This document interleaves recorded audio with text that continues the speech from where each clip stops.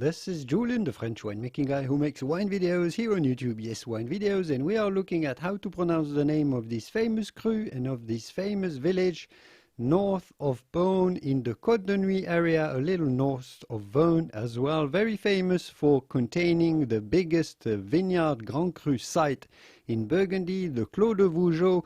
We are looking at how to pronounce Vougeot. Vougeot.